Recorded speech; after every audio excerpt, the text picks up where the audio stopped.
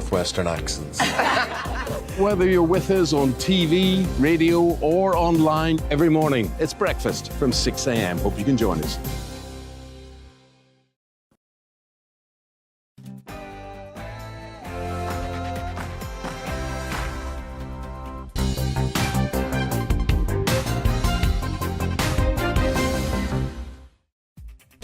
Two Conservative MPs have announced they're standing down at the next election within the last 24 hours, with speculated many more to come. The government has pulled a key housing vote that was due to take place on Monday due to a number of rebels. And, of course, the Prime Minister faces questions from Sir Keir Starmer today, and the Chancellor faces questions from the Treasury Select Committee. It is all happening in Westminster, and to many it seems like the Tory party is collapsing. We'll explore it all after the headlines.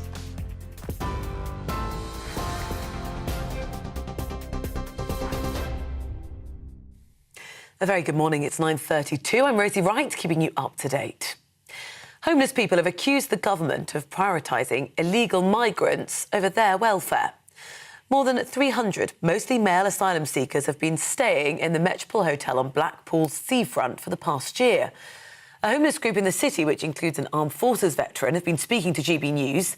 They say they're living rough on the streets while Channel migrants are put up in a nearby hotel. It's wrong because you're looking at the real homeless here. And with them putting them in there and then leaving us on the streets, it's wrong.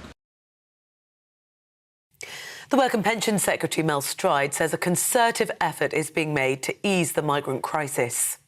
We have made a clear commitment that through time we will expect and will be seeing migration reducing. We've had an increase more recently because, of course, I think we've done the right thing with Ukrainian refugees. There have been almost 150,000 of those that have settled, Afghans and those from Hong Kong, and I think there are very few people that would criticise that.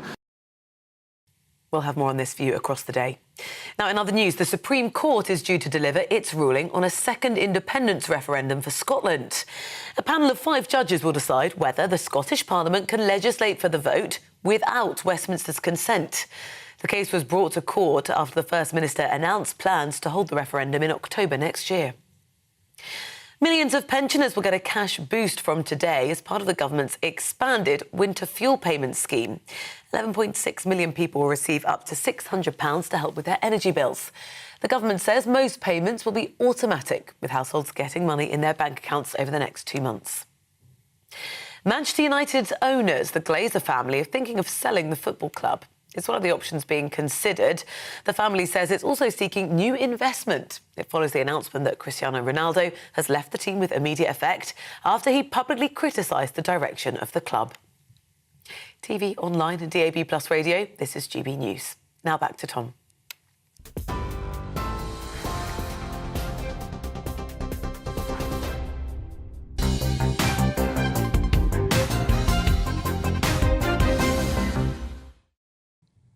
Good morning, it's 9:34 and this is The Briefing with me, Tom Harwood, on your TV and your radio. Now, our political reporter Catherine Forster joins us now live from Downing Street because there have been some very worrying elements in the news for the Conservative Party in the last 24 hours. 2 Conservative MPs announced that they're standing down at the next election.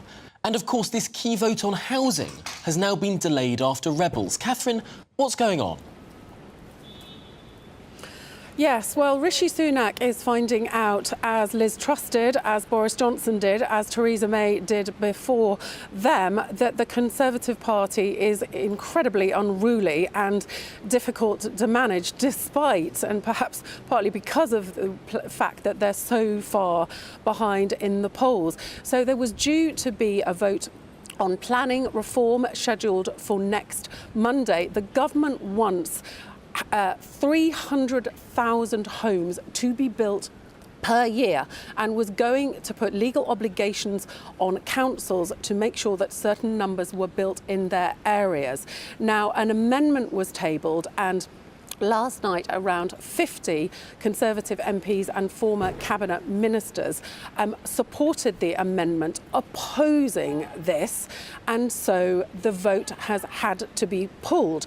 So Simon Hart, who is the new chief whip, succeeding Wendy Morton, who of course had that catastrophic experience over the fracking vote that Labour brought forward that hastened the end of Liz Truss, is finding that it's very difficult, despite a supposed majority of about 70, to actually get Conservative MPs to do what the government wants it to do.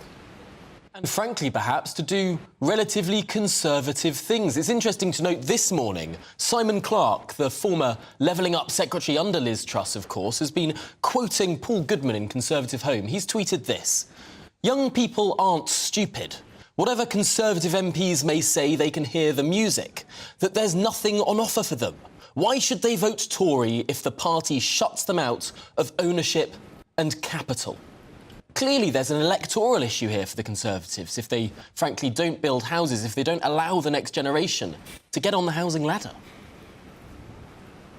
There certainly is, and successive governments for decades have failed very notably to build enough houses, and we have a real housing crisis in this country. Now, if the Conservative Party want young people, or people indeed under the age of 50, to vote for them, I think the average age that people start to vote Conservative is now over 50, then surely they need to grasp this nettle of house building very, very hard, because otherwise, as you say, why would you vote Conservative if you've got no prospect of buying a house?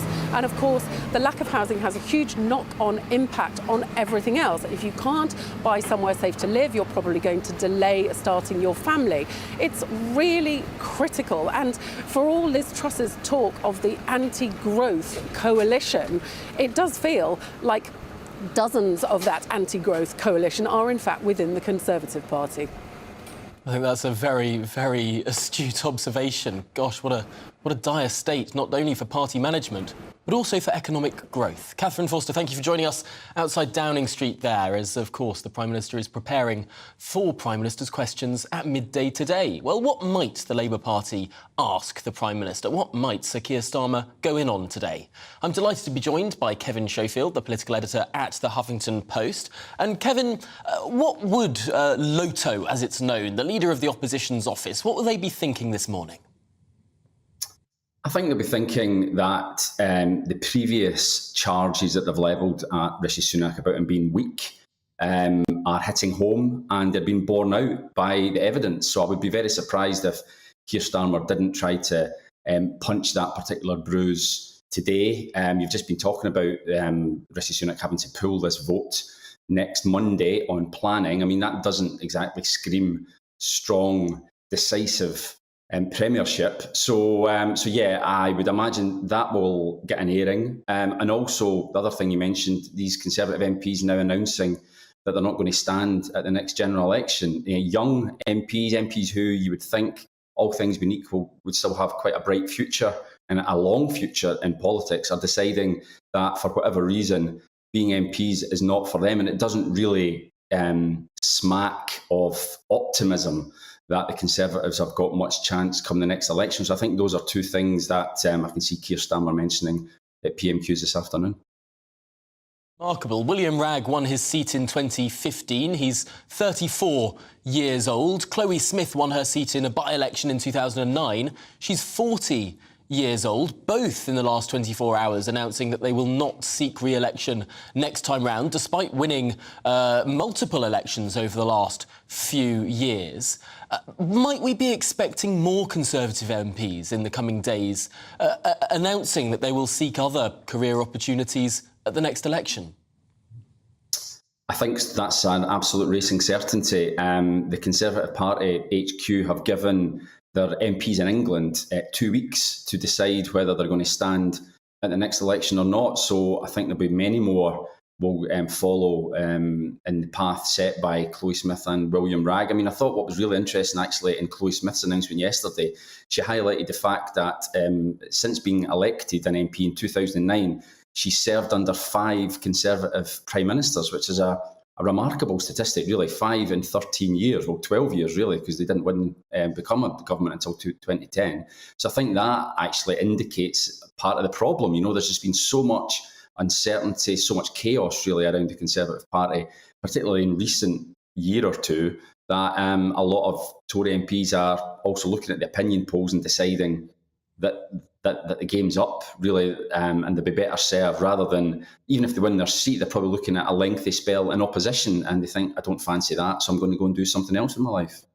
It does seem that many Conservative MPs are already behaving as if they're in opposition. There seems to be a complete breakdown in party unity and in the whipping operation. I wonder if when we look back at all of this, whether the departure of Gavin Williamson, someone who was known to be a bit of a mover and shaker behind the scenes, maybe that might be a relatively key moment in a breakdown of party discipline, even if the price of that discipline may well have been all of those bullying accusations. Yeah, indeed. I mean, obviously, Rishi Sunak valued Gavin Williamson's advice and input very highly, or else he wouldn't have given him a job in the first place. And you're right, as a former chief whip and someone not averse to plotting and who knows how Parliament works and how to persuade people to vote the way you want them to vote, he'd have been a very key ally for Rishi Sunak. So yeah, that's a very good point, actually, that he's no longer there, certainly in an official capacity, which is probably not what the Prime Minister, or certainly not what the Prime Minister would have wanted. But yeah, you're right. It just shows that the breakdown of party unity has completely come to fruition, even though, they've changed Prime Ministers in the last 3-4 months on multiple occasions. But the party, I think, essentially remains chaotic, and there is just no sense, really, that they are following a common endeavour. That we're only 2 years out from an election. Really, they should be looking across the aisle at the Labour Party and deciding that those are the guys that they're taking on. But it would appear, certainly, that they're more intent on taking lumps out of each other. It's going to be an absolutely fascinating watch at midday today. No doubt Rishi Sunak will be seeming slightly on the back foot. The question will be whether he can score a score draw rather than really win. But we'll be watching that with absolute intensity. Kevin Schofield, for the time being, thank you very much for joining us this morning on The Briefing. Next today, homeless people in one of the UK's most deprived towns have told GB News they've become invisible as authorities prioritise housing for Channel migrants over their own citizens. The group in Blackpool, including young people and an armed forces veteran, say they're being forced to sleep on the streets, while more than 300 asylum seekers are staying in the comfort of one of the town's historic hotels. Well, our Home and Security editor Mark White joins me now. And Mark, the Home Secretary will be appearing before the Home Affairs Select Committee today. Do you think this will be one of the issues that is brought up? Well, certainly the issue around the housing of asylum seekers in hotel accommodation right across the country is absolutely bound to be one of the hot topic issues that she will be asked during her evidence to the Home Affairs Select Committee, because every single day 40,000 hotel rooms in hundreds of hotels right across the country have been requisitioned for asylum seekers. It's costing more than £7 million a day. Now, that is just the hotel accommodation alone.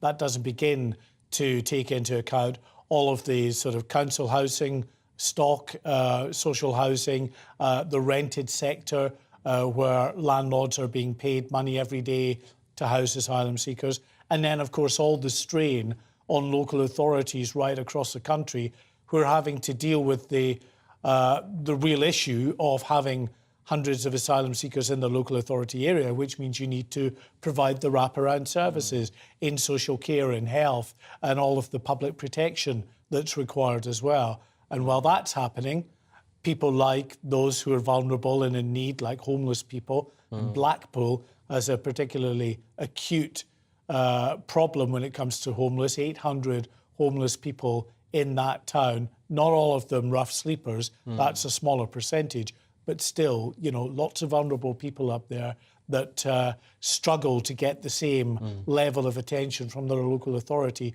which is just inundated dealing with the migrant crisis. Now, the Shadow Home Secretary, Yvette Cooper, has been speaking to the media this morning, of course, herself a former chair of the Home Affairs Select Committee, talking about what Labour would do differently when it comes to asylum processing. Now, I listened to some of these interviews, and other than sort of trying to speed up the speed at which people are processed, there didn't seem to be any big fundamental difference between the Tory party and the Labour Party on this issue.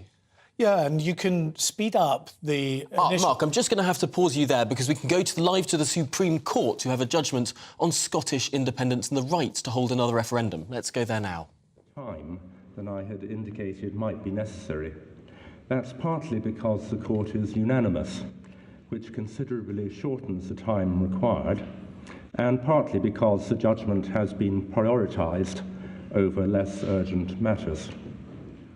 This is a brief explanation of the judgment handed down this morning. The full reasons for the court's decision are set out in the judgment itself. The Scottish Parliament was established by the United Kingdom Parliament at Westminster in 1998, when it enacted the Scotland Act. The Scotland Act gives the Scottish Parliament limited powers. In particular, the Scottish Parliament has no power to legislate in relation to matters that are reserved to the United Kingdom Parliament at Westminster. Those reserved matters include fundamental aspects of the Constitution of the United Kingdom, including the union of Scotland and England and the United Kingdom Parliament. Accordingly, if legislation would relate to the Union or to the Westminster Parliament, then the Scottish Parliament has no power to enact it. When the referendum on Scottish independence was held in 2014, an order in council had been made under Section 30 of the Scotland Act so as to enable the Scottish Parliament to enact the necessary legislation. The order in council amended the definition of reserved matters in the Scotland Act by providing that the reservations of constitutional matters, including the Union and the United Kingdom Parliament, were not to apply to the 2014 referendum legislation.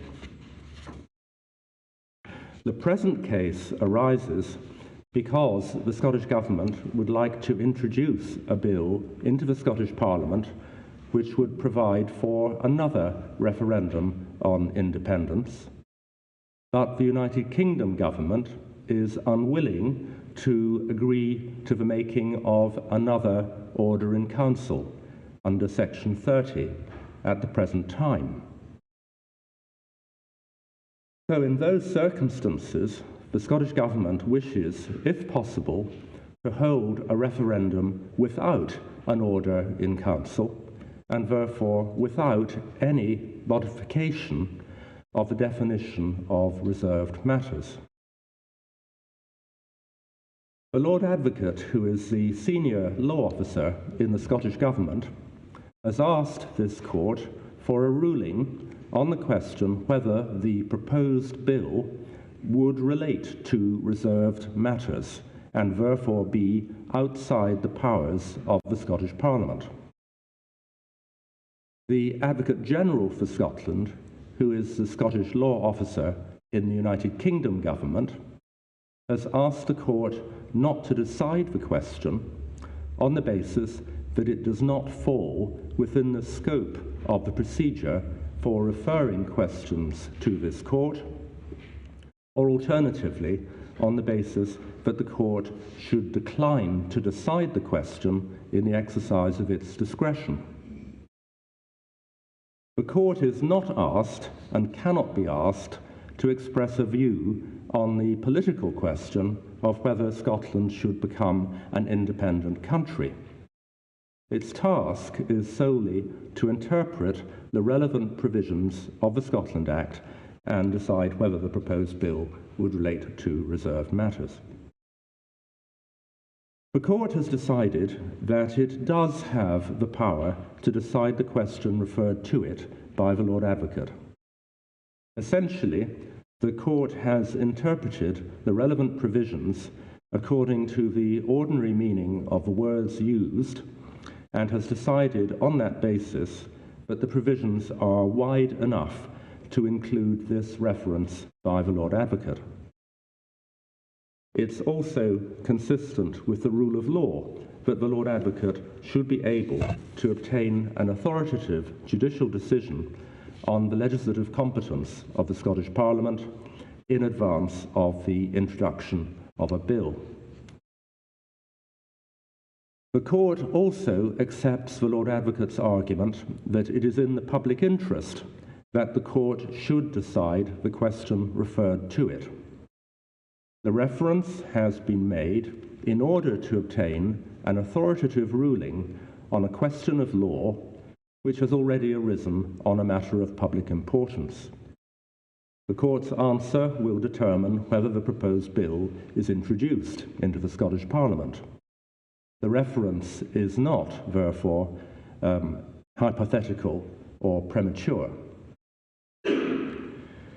Turning to the question itself, the answer turns on whether the provision of the proposed bill, which provides for a referendum on Scottish independence, would relate to matters which have been reserved to the United Kingdom Parliament.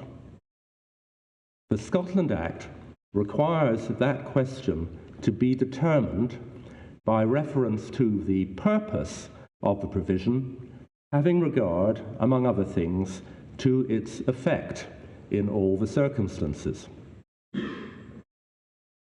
Previous decisions of this Court establish that a provision will relate to a reserved matter if it has something more than a loose or consequential connection with it. The purpose and effect of the provision may be derived from a consideration of both the purpose of those introducing the legislation and the objective effect of the legislation. Its effect is not restricted to its legal consequences, but can include its practical consequences.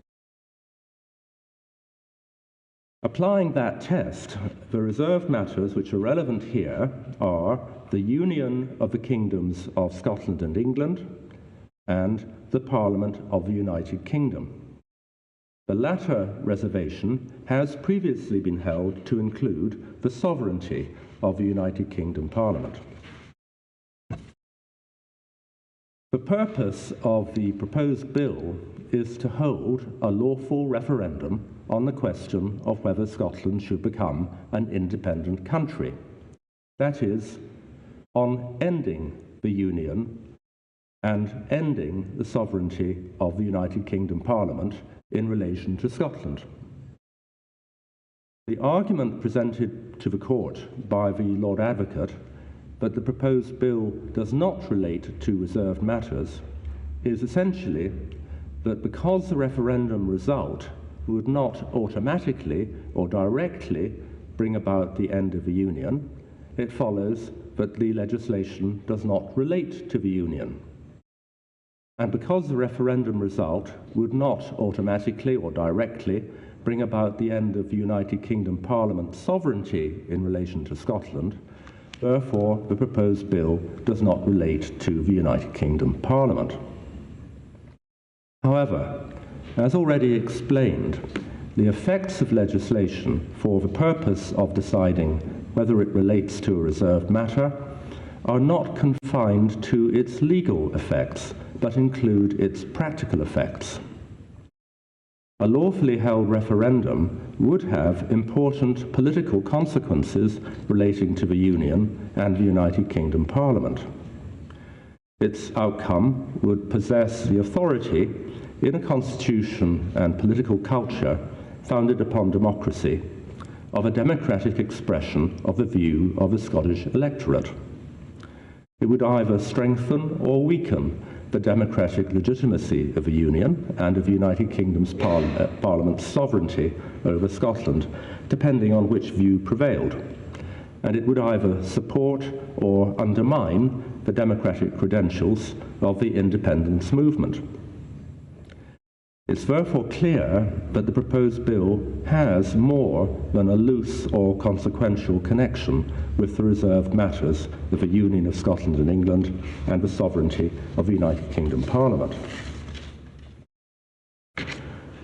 The Scottish National Party, which the court permitted to intervene in the proceedings, made further submissions based primarily on the right to self-determination in international law.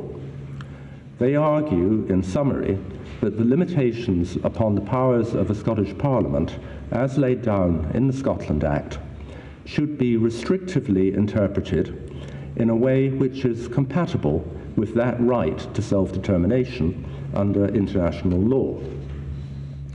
The court is unable to accept that argument. The SNP rely on the judgment of the Canadian Supreme Court in a case concerned with Quebec. But in that case, the court held that the right to self-determination under international law only exists in situations of former colonies or where a people is oppressed, as for example under foreign military occupation, or where a definable group is denied meaningful access to government to pursue their political, economic, cultural and social development. The court found that Quebec did not meet the threshold of a colonial people or an oppressed people, nor could it be suggested that Quebecers were denied meaningful access to government to pursue their political, economic, cultural and social development. The same is true of Scotland and the people of Scotland. The SNP also relied on the submissions of the United Kingdom government to the International Court of Justice in a case concerned with Kosovo. But those submissions are consistent with the Quebec case. The government submitted that the right to self-determination under international law was normally limited to situations of a colonial type or those involving foreign occupation. That's not the position in Scotland. For all these reasons, which are set out more fully in the judgment, the court unanimously concludes that the proposed bill does relate to reserved matters. Accordingly, in the absence of any modification of the definition of reserved matters by an order in council under section 30 of the Scotland Act or otherwise, the Scottish Parliament does not have the power to legislate for a referendum on Scottish independence. The court will now adjourn.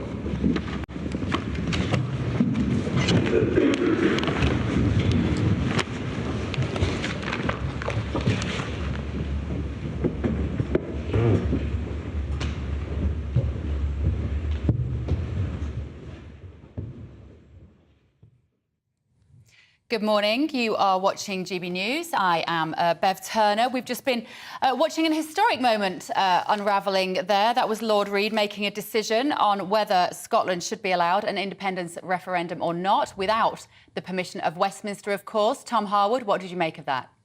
Well, that was a fascinating summary there from Lord Reid, the Lord President of the Supreme Court, and it did show a unanimous decision from all of the justices on the Supreme Court, confirming what the UK government has been arguing throughout this process, that the Constitution is a reserved power of Westminster. That the devolved Parliament of Holyrood can legislate in the areas that have been devolved to it, but in the areas that are reserved for Westminster, it cannot demand, it cannot grab more power, and no area is that more pertinent than in the area of the Constitution, in what constitutes our country. There were also some fascinating tidbits in terms of where the scope of the decision could be decided, particularly whether this question could be asked at all. Lord Reid said that it could. There was a legitimate question to be asked there of the Supreme Court, but of course a decisive answer there in favour of the United Kingdom. Also a very fascinating tidbit in terms of one of the arguments of the SNP throughout this case, resting on a case that was heard in Quebec many years ago about whether or not self-determination, that principle of international law, would apply. that only applies to oppressed peoples and to colonies. And the Supreme Court there pretty clear that Scotland is not a colony. That might rile up some cybernat discourse, but it was pretty clear there. This is a civilised democratic nation, and the result there from the Supreme Court could not have been clearer.